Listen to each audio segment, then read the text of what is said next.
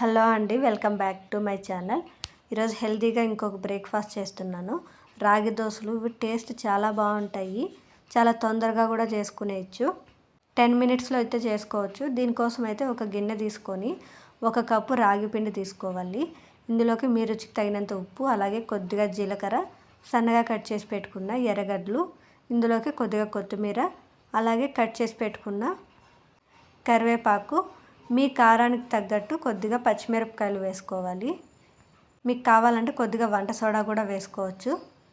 పిండిని అంతా ఒకసారి బాగా మిక్స్ చేసి 1 గ్లాస్ పిండికి 3 గ్లాసుల దాకా నీళ్లు పడుతుంది. వీటిని కొద్దిగా నీళ్లు వేసుకుంటూ బాగా కలుపుకోవాలి.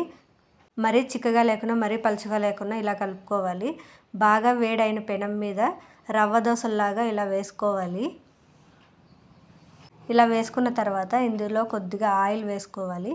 మీరు ఆయిల్ బదులు కొద్దిగా నెయ్యి అయినా వేసుకోవచ్చు, లేకపోతే మీకు 2 ఇష్టం లేకపోయినా కూడా స్కిప్ చేయొచ్చు. ఇలా ఒకవైపు బాగా కాలిన తర్వాత ఇంకొక వైపుకి టర్న్ చేసుకోవాలి. ఇదైతే ఈ దోశ ఈజీగా ఊడొచ్చేస్తుంది. ఇలా ఒకవైపు బాగా కాలిన తర్వాత ఇంకొక వైపు టర్న్ చేసుకుంటూ మీకు ఎన్ని దోశలు కావాలో అలా అన్ని దోశలు వేసుకోవచ్చు. ఇందులోకి మీరు క్యారెట్ ఇది కావాలన్నా కూడా వేసుకోవచ్చు.